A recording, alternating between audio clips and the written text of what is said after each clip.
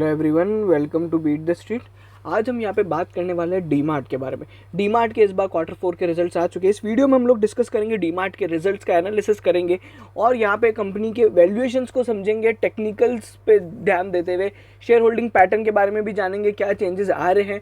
और दूसरा यहाँ पे कोविड यहाँ पे जो सिचुएशन चल रही है उस पर मैनेजमेंट का क्या कहना है और क्या आउटलुक है कंपनी का, ये सारी चीज़ें इस वीडियो के अंदर डिस्कस करेंगे। और यहाँ पे हम आपको ये भी बताएंगे कि इसमें शॉर्ट टर्म या फिर लॉन्ग टर्म टारगेट्स क्या देखने को मिल सकते हैं, हमारा इस स्टॉक पे क्या ओपिनियन है, सारी चीज़ें इस वीडियो के अंदर हम लोग शेयर करेंगे। अगर आप हमारे चैनल पे पहली बार आ रहे तो चैनल को जरूर सब्सक्राइब करें और बेल आइकन जरूर दबाएं। और अगर आपने अभी तक हमारे टेलीग्राम चैनल, जो कि एक इंडिया में पहली बार ऑटोमेटेड स्टॉक मार्केट फीड है जहाँ पे सभी तरह की खबरें रियल टाइम बेसिस पे अपडेट हो जाती है, तो अगर आपने वो ज्वाइन नहीं किया है तो आप ज्वाइन कर लें। आपको कुछ नहीं करना है, बीट द स्ट्रीट सर्च करना है टेलीग्राम पे, नहीं तो आप लिंक इन डिस्क्रिप्शन के थ्रू भी जा सकते हैं। चलिए बात करेंगे डीमार्ट के पहले रिजल्ट्स के लिए। तो बहुत से लोग केवल यहाँ पे रिजल्ट्स का अगर अपडेट लेना चाहते हैं तो मैं उनको बता दूं, रिजल्ट्स यहाँ पर अच्छे नहीं रहे हैं। रिजल्ट्स यहाँ पे अच्छे क्यों नहीं रहे हैं? जो यहाँ पे एक्सपेक्टेशंस थी वैसी एक्सपेक्टेशंस नहीं है, जो ब्रोकरेज की एक्सपेक्टेशंस थी वैसी भी नहीं आई है, तो इसलिए यहाँ पे रिजल्ट्स यहाँ पे एक्सपेक्टेशंस के मुताबिक नहीं आए हैं। अगर हम बात करें यहाँ पे कंपनी के रेवेन्यू की, तो यहाँ पे जो कंपनी का रेवेन्यू है 31% से यहाँ पे बढ़ा है, यहाँ पे 5,000 करोड़ रुपए का हो गया है। और कंपनी ने अपना रेवेन्यू ऑलरेडी डिस्क्लोज कर दिया था। ये लोग हर बार अपना जो रेवेन्यू है जैसे ही क्वार्टर खत्म होता है तो एक क्वार्टरली अपडेट देते हैं फिनेंशियल रिजल्ट से पहले। तो वो कंपनी ने यहाँ पे बताया था कि 5,000 करोड़ का हमारा रेवेन्यू होगा, तो 30% से बढ़ा है। प्रॉफिट आफ्टर टैक्स यहाँ पे अगर आप देखोगे तो 132% से बढ़ के 115 करोड़ हुआ है। अब आप बोलोगे 132% का प्रॉफिट अगर बढ़ रहा है तो भी आप बोल रहे हो कि यार कंपनी का तो ये खराब रिजल्ट है, इसके पीछे क्या रीज़न है? देखो पिछले साल आपको भी पता है यहाँ पे लॉकडाउन था, तो अपन यहाँ पे जो डीमार्ट की इनकम को यहाँ पे अभी कंपेयर कर रहे हैं वो लोअर बेस से कर रहे हैं। लोअर बेस यानी पिछले साल से कंपेयर कर रहे हैं। वहीं पे अगर अपन बात करें मोतीलाल ओसवाल की, मोतीलाल ओसवाल का एक्सपेक्टेशंस था 332% से यहाँ पे प्रॉफिट बढ़ना चाहिए था, जो कि यहाँ पे केवल 132% से बढ़ा है। वहीं पर बात करो इबिटा की, 103% से बढ़ा है, जो कि 221 करोड़ रुपये हुआ है। बट यहाँ पे जो इबिटा यहाँ पे उम्मीद थी बढ़ने की वो करीबन 170% की थी मोतीलाल ओसवाल की। और यहीं पे पैट के अंदर 132% की ग्रोथ देखने को मिली है। वहीं पे आप देखोगे तो यहाँ पे जो ईपीएस है वो भी यहाँ पे कम होता हुआ अगर आप देखते हो तो पिछले बार से तो यहाँ पे कंपनी का जो ईपीएस है वो बढ़ा है। कंपनी ने 4 स्टोर खोले हैं अभी तक, और अगर यहाँ पे मोतीलाल ओसवाल की माने तो वो लोग एक्सपेक्ट करते हैं कि यहाँ पे 36 स्टोर्स और खोले जाएंगे, यानी मतलब इस साल के अंदर 26 स्टोर्स खोले जाएंगे। ओवरऑल यहाँ पे अगर आप देखते हो तो कंपनी की जो अर्निंग्स रही है, इबिटा मार्जिन की अगर बात करें तो बहुत ही कम इबिटा मार्जिन रहा है इस बार, 4.4% रहा है। और यहाँ पे स्टैंड अलोन रिजल्ट्स वगैरह अपन ने देख लिए।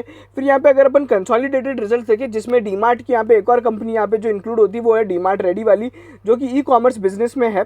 तो यहाँ पे अगर आप देखते हो तो यहाँ पे 5,100 करोड़ का रेवेन्यू है और वहीं पे 112 करोड़ का कंपनी ने यहाँ पे करीबन अभी यहाँ पे एबिटा पोस्ट किया है, मतलब 224 करोड़ का एबिटा पोस्ट किया है। नेट प्रॉफिट कंपनी का यहाँ पे इस बार के लिए 95 करोड़ रुपीज़ रहा है एज कम्पेयर टू 40 करोड़। और यहाँ पे पैट मार्जिन 1.8% के रहे, इबिटा मार्जिन 4.3% के रहे। और डीमार्ट ने अपने वही बताया कि जो EDLC और EDLP वाली जो स्ट्रेटेजी है वो यहाँ पे फॉलो करती है, everyday low cost low price. यहाँ पे एक है ना स्ट्रेटेजी को अपन समझते हैं। देखो मैं आपको एक बहुत सिंपल यहाँ पे एक वैल्यू चेन का बताता हूँ कैसे ये डीमार्ट का बिजनेस है ना मॉडल काम करता है। सबसे पहले डीमार्ट यहाँ पे एक तो है ना लो कॉस्ट में प्रोडक्ट यहाँ पे बेचता है। लो कॉस्ट में अगर प्रोडक्ट्स बेचने से क्या होता है, फुटफॉल बढ़ता है, फुटफॉल बढ़ने से रेवेन्यू बढ़ता है, रेवेन्यू बढ़ने से कंपनी का यहाँ पे बिजनेस एक्सपेंड होता है। अगर कंपनी का बिजनेस एक्सपेंड होता है तो कंपनी जो सप्लायर है उससे वहाँ पे डील कर पाती है कि यहाँ पे मेरे को ज़्यादा से ज़्यादा कम में रेट दो, ठीक है। और ये वापस इन टर्न यहाँ पे डीमार्ट है ना कम सेल में यहाँ पे कम रुपए में बेच पाता है। तो ये बेसिकली साइक्लिकल पैटर्न है जो यहाँ पे इंटरडिपेंडेंट है लॉट ऑफ फैक्टर से। डीमार्ट की लो कॉस्ट स्ट्रेटेजी ही यहाँ पे डीमार्ट का सबसे बड़ा कारण है, डीमार्ट के रेवेन्यू का और डीमार्ट की ग्रोथ का। वहीं पे अगर आप देखोगे बाकी कंपनी से अपन ने एक अभी CLSA की एक रिपोर्ट भी आई थी कि सबसे सस्ता रिटेलर कौन सा है, तो उन लोग ने 5-7 कैटेगरीज में यहाँ पे कंपैरिजन किया था, हम लोग ने हमारे टेलीग्राम पे भी डाला था। तो उसमें ये देखा गया रिलायंस रिटेल से लेके अगर आप देखो जितने भी बड़े बड़े यहाँ पे जो रिटेलर्स हैं उनमें यहाँ पे जो सबसे सस्ता जो था ना 5 कैटेगरी में से 4 कैटेगरी में डीमार्ट यहाँ पे सबसे सस्ता था। इसलिए यहाँ पे इनका बिजनेस है ना धीरे से बढ़ता है, बट यहाँ पे बढ़ता जो बिजनेस है ना, जो स्टोर्स है वो सारे के सारे प्रॉफिटेबल है। और डीमार्ट के मैनेजमेंट ने ऑलरेडी बोला है कि वो कभी भी ऐसा स्टोर नहीं खोलेंगे या फिर ऐसी एग्रेसिव एक्सपेंडिंग नहीं करेंगे जैसे रिलायंस रिटेल करते हैं। उनका मानना है वो ऐसा स्टोर खोलते हैं जो स्टैंड अलोन बेसिस पे वो एज अ स्टोर यहाँ पे है ना प्रॉफिटेबल हो। तो ये उनकी प्रॉफिटेबिलिटी पे बहुत ज़्यादा उनका फोकस रहता है रेदर देन ग्रोथ।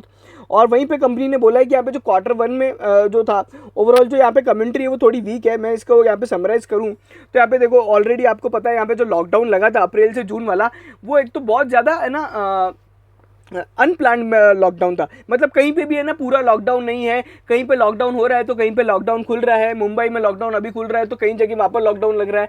तो इस तरह की सिचुएशंस थी और यहाँ पे बहुत अनस्टेबिलिटी थी यहाँ पे पूरे बिजनेस में। तो यहाँ पे यही सारी चीज़ें अफेक्ट करती हुई आई है। बट यहाँ पे एक और अच्छी चीज़ ये हुई है कि कंपनी ने 22 न्यू स्टोर्स खोले हैं। और इसके पीछे यहाँ पे अगर आप देखेंगे कारण क्या है तो ये महाराष्ट्र बेस्ड है। तो महाराष्ट्र में अभी अगर आप देखोगे तो स्टैम्प ड्यूटी पे यहाँ पे छूट मिली थी, तो स्टैम्प ड्यूटी यहाँ पे घटाई गई थी। तो उसमें यहाँ पे डीमार्ट ने बहुत सारी ज़मीनें खरीदी थी। उसके बारे में यहाँ पे अपडेट अब कब पता पड़ेगा, जब यहाँ पे इनकी एनुअल रिपोर्ट आएगी, वो उसका अलग से एनालिसिस किया जाएगा। यहाँ पे कंपनी एक जो बहुत पॉजिटिव कमेंट बोलती है कि हमें केवल 45 दिन चाहिए, 45 दिन अनहिंडर्ड ऑपरेशनल टाइम। मतलब 45 डेज ऐसे चाहिए जो बिल्कुल है ना मतलब एकदम शांतिमय चले। जैसे अपने है ना जनवरी से लेके जो दिसंबर जनवरी फरवरी वाला जो पीरियड था ना, वैसे 45 दिन चाहिए जहाँ पे अपन अपना हम लोग हमारा रेवेन्यू प्री कोविड लेवल से भी ऊपर लेके आ जाएंगे अगर ऐसे 45 दिन मिल गए तो ये कंपनी का बहुत पॉजिटिव कमेंट है। और हम लोग ने देखा है Q4 के जो कंपनी के रिजल्ट आए थे वो यहाँ पे ये बताते हैं Q4 और Q3 के रिजल्ट की अगर यहाँ पे पेंडेमिक नहीं हुआ ना तो डीमार्ट यहाँ पे बहुत अच्छी खासी ग्रोथ पुट ऑन कर सकता है। तो ये एक तरीके का वैसा बिजनेस है जो यहाँ पे अनलॉकिंग से बहुत फायदा होगा। तो ये सारी चीज़ें बाकी कंपनी की यहाँ पे जो क्या बोलते हैं इन्वेंट्री लेवल्स है वो सब ग्रेजुअली होते जा रहे हैं। और कंपनी अभी भी यहाँ पे थोड़ी बहुत चीज़ें हिंड्रेंस फेस कर रही है। डीमार्ट रेडी पे कंपनी ने बोला है बहुत ही ग्रैन्युलर एक्सपेंशन रखेंगे। MMR यानी मुंबई रीजन, अहमदाबाद, पुणे, बेंगलोर, हैदराबाद, इन्हीं केवल जगह पे इनका डीमार्ट रेडी अभी अवेलेबल है। और यहाँ पे ओवरऑल कंपनी का जो ये पर्टिकुलर पार्ट है ये कंपनी ज़्यादा इसमें एक्सपेंड भी नहीं कर रही है। और कंपनी के यहाँ पे लगभग 90% लोग जो एम्प्लॉइज़ हैं वो यहाँ पे वैक्सीनेट हो गए हैं, जो कि बहुत ज़रूरी है। तो ये था एक इंपॉर्टेंट अपडेट। अब अपन थोड़ा बहुत यहाँ पे वैल्यूएशंस वगैरह और यहाँ पे टेक्निकल और चार्ट्स वगैरह पे देख लेते हैं क्या क्या चीज़ें हैं। तो डीमार्ट जो अभी है अगर आप देखोगे 199 की पी पे ट्रेड हो रहा है। इसका ROC 12.7% रहा है और ROE इसका 9.5% रहा है। PEG रेशियो इसका 7.09 है। ये सारे कुछ ऐसे फैक्टर्स हैं जो अपने को बताते हैं स्टॉक ओवर वैल्यूड है। बट मैंने आपको बताया कि ये स्टॉक यहाँ पे हमेशा इसी तरीके से PE पे ट्रेड हुआ है। उसका जनरल जो पी रहा है ना 100 से 200 के बीच में वो हर बार ट्रेड होता है। और यहाँ पे एक और जो चीज़ देखी गई है कि एक तो है ना ये कंपनी के जब भी रिजल्ट आते हैं ना तो स्टॉक टूटता है, जैसे कि अब कल टूटने वाला है मंडे को, क्योंकि यहाँ पे ब्रोकरेज के हिसाब से नहीं आया और रिजल्ट ठीक ठाक ही रहे। बट ये जो डिप होता है ना ये अपॉर्चुनिटी देता है अपने को बाय करने के लिए, तो अपन उसके बारे में डिस्कस करेंगे। बट यहाँ पे मैं कुछ चीज़ें बता रहा हूँ जो डीमार्ट में है ना मतलब बहुत अलग है और आप डीमार्ट को किसी और कंपनी से कंपेयर भी नहीं कर सकते। और आप देख लो अगर कंपेयर करोगे तो आप बोलोगे डीमार्ट बहुत महंगा है, इसको बेच देते हैं अपन है ना, फ्यूचर रिटेल खरीद लेते हैं, वो तो सस्ता शेयर है। ऐसा नहीं होता। डीमार्ट जिस बिज़नेस में काम करती है, जिस बिज़नेस को जिस तरीके से चला रही है वो बहुत ही यूनिक है। अगर आप देखोगे जो मैं चीज़ फोकस करता हूँ वो ये है कि कंपनी ने यहाँ पे मार्च 21 और दिसंबर का प्रॉफिट देखो, उसके बाद अगर आप देखोगे दिसंबर 19 और सितंबर 19 वाला प्रॉफिट देखो, ये 2 क्वार्टर ऐसे कंपेयर करो जहाँ पे ना लॉकडाउन वगैरह नहीं था। कंपनी ने जो ग्रोथ पुट ऑन करी है अगर आप देखते हो तो लगभग यहाँ पे 323 से 447 करोड़ की यहाँ पे जो ग्रोथ है लगभग ये 30 से 25% की ग्रोथ है। तो ये कंपनी की रियल ग्रोथ रेट है जिस पे मैं बहुत ज़्यादा यहाँ पे बिलीव करता हूँ। और मेरे को पता है कि ये डीमार्ट एक ऐसा बिजनेस है जो आने वाले टाइम में बहुत ज़्यादा अभी भी यहाँ पे अच्छा चल सकता है। और यहाँ पे अगर आप प्रॉफिट एंड लॉस स्टेटमेंट देखते हो तो डीमार्ट आपको आश्चर्यचकित होगा कि इनका जो रेवेन्यू है वो केवल और केवल 3 से 5% से कम हुआ था पिछले साल में। मतलब कोविड-19 के कारण अगर आप देखोगे लगभग 3 से 4 महीने यहाँ पे बिजनेस नहीं चला था, फिर भी कंपनी ने इस तरीके की स्ट्रेटेजी यूज़ करी है कि यहाँ पे उनका ओवरऑल जो रेवेन्यू है वो इतना कम हो। और यहाँ पे एक और यहाँ पे खास बात क्या है कि डीमार्ट के पास कोई है ना जियो मार्ट जैसी ऐप भी नहीं है, वो डीमार्ट रेडी है, वो बहुत छोटा है, फिर भी कंपनी ने है ना ये मतलब करके बताया। तो ये डीमार्ट की स्ट्रेटेजी है कि वो ब्रिक एंड मोटर पे ही रहेंगे और वो उनको काम आ रही है। और यहाँ पे डीमार्ट रेडी को ज़्यादा एक्सपेंड करने की कंपनी इसलिए भी नहीं सोच रही क्योंकि उस ई कॉमर्स सेक्टर में अगर घुसती है तो वहाँ पे है ना एक तो प्रमोशनल एक्सपेंसेस और मीडिया एडवर्टाइजिंग वगैरह बहुत ज़्यादा होती है, खर्चे बहुत ज़्यादा हैं, तो वो इतना प्रॉफिटेबल वेंचर नहीं है। अगर आप देखोगे इंडिया में आज भी फ्लिपकार्ट यहाँ पे लॉस मेकिंग है, जो कि सबसे बड़ी रिटेल कंपनी है। पेटीएम मॉल के हाल आपको पता है कि वहाँ पे कितने बुरे हैं। कैश फ्लोज की बात करें, डीमार्ट एक ऐसा बिजनेस है जो कैश फ्लोज में बहुत ज़्यादा अच्छा है।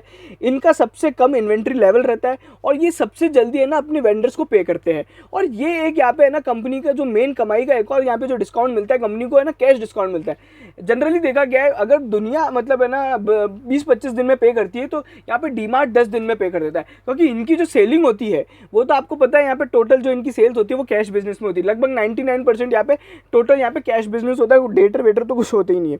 तो ये यहाँ पे जो चीज़ें हैं वो यहाँ पे बहुत यहाँ पे इंपॉर्टेंट है।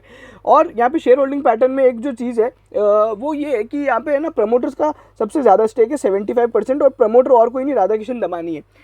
75% स्टेक क्यों यहाँ पे प्रॉब्लमेटिक हो सकता है? देखिए यहाँ पे बाजार में ना स्टॉक बहुत कम अवेलेबल है। अगर आप देखोगे ऑक्सीजन जब कम हुआ था तो उसका भाव बढ़ गया था, वैसे ही डीमार्ट का यहाँ पे 75% स्टेक यहाँ पे प्रमोटर्स के पास है। कुछ 5-10% अगर इंस्टीट्यूशनल होल्डिंग के पास अगर छोड़ दिया जाए तो लगभग जो शेयर मार्केट में ट्रेड होंगे अवेलेबल है फ्रीली, वो यहाँ पे केवल 10 से 20% है। तो वो कम शेयर्स पे बहुत ज़्यादा लोग चेस जब करते हैं ना, तो अपने को प्राइस यहाँ पे इन्फ्लेटेड मैनर में यहाँ पे बढ़ती हुई दिखती है। ऐसा अपन ने बहुत सारी कंपनीज में देखा था, ऑर्चिड फार्मा में भी देखा था, रुचि सोया में भी देखा था। बट वो कंपनीज और इन कंपनीज में रात दिन का अंतर है। कोई ये मत समझ लेना कि ये अगला ऑर्चिड फार्मा या रुचि सोया जैसा कुछ होगा, बिल्कुल नहीं। ये कंपनी तो हमेशा इसी भाव पे रहेगी, मतलब हमेशा इसी तरीके से परफॉर्म करेगी और ये हमेशा इसमें ग्रोथ देखने को मिलेगी। अब अपन यहाँ पे टेक्निकल्स पे मैं ज़्यादा बात नहीं कर पाऊँगा, बिकॉज अभी देखिए फंडामेंटल्स के कारण कंपनी के यहाँ पे शेयर प्राइस में गिरावट देखने को मिलेगी। ये डीमार्ट का चार्ट है ना। अभी डीमार्ट में क्या होता है, हर बार ये देखो ये जो फॉल देख रहे हो ना आप लोग, ये वाला फॉल ये जब आया था, जब कंपनी के रिजल्ट्स आए थे, फिर इस तरह के फॉल्स और देती रहती कंपनी है ना। अभी तो ये 3 महीने के चार्ट में तो एक ही फॉल देखने को मिला था। ऐसे यहाँ पे आते हैं और वापस स्टॉक भागता है, ये हुआ फिर ये हुआ, फिर एक यहाँ पे बार बार यहाँ पे कैंडल्स बनती रहती है। अब यहाँ पे डीमार्ट बहुत टाइम से लगभग अभी अगर देखोगे तो अभी ये जून में अगर अपन देखें तो जून फर्स्ट मंथ में यहाँ पे फर्स्ट वीक में यहाँ पे काफ़ी अच्छी रैली देखने को मिली थी। बट उसके बाद से यहाँ पे वापस है ना ये ओवरऑल प्रॉब्लमेटिक सिचुएशन में आ गया था। अभी यहाँ पे एक ब्रेकआउट देखने को मिल सकता था, बट यहाँ पे वापस अब स्टॉक थोड़ा गिरेगा। तो यहाँ पे स्टॉक के लिए सपोर्ट क्या बनता है? सपोर्ट यहाँ पे बनता है 3100 रुपये का, जो यहाँ पे 3117 रुपये का एक सपोर्ट रहेगा। 3117 रुपये के लगभग सपोर्ट रहेगा। यहाँ पे रेजिस्टेंस है 3419 का। जिस तरीके से मैं आपको बता रहा हूँ, डीमार्ट एक पोर्टफोलियो स्टॉक है, तो ये जो फॉल्स आते हैं ना, अपन ने हर बार ऐसे फॉल्स देखे हैं। ये देखो अगर आप देखोगे ये फॉल है, और हर तरीके से है ना हर बार इस तरीके रिजल्ट्स के बाद फॉल आते हैं। बट ये एक ऐसा पोर्टफोलियो स्टॉक है जो अपने को हमेशा रखना चाहिए। बहुत से लोगों ने, अगर आप देखोगे तो डीमार्ट का जो भाव है पिछले 1 साल में 46% बढ़ा है। और अगर आप इसको कंपेयर करते हो तो यहाँ पे डीमार्ट लगभग 300-400 रुपये पे जब लिस्ट हुआ, मतलब 300 रुपये पे आया था, 600 रुपये पे लिस्ट हुआ था, तब से यहाँ पे एक रैली देखने को मिली है ना। तो डीमार्ट का यहाँ पे क्या टारगेट हो सकता है साल के लिए? 4000 रुपये।